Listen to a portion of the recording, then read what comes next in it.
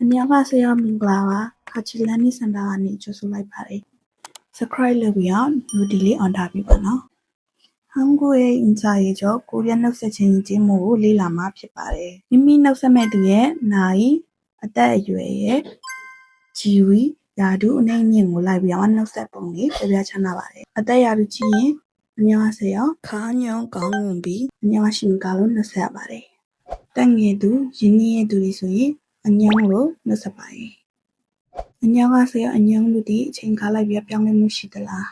။မရှိပါဘူး။아침မနက်점심နေ့လယ်밤ည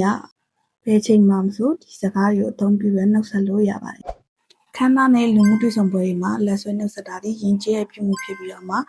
ဘယ်လက်ကူညာလက်ပေါ်တင်ပြီးနှုတ်ဆက်တာဒီပို့ပြီးယဉ်ကျေးတဲ့အပြုမှုဖြစ်ပါတယ်။ Like, share, subscribe လုပ်ထားဝင်မိနေနော်ကျေးဇူးတင်ပါတယ်감사합니다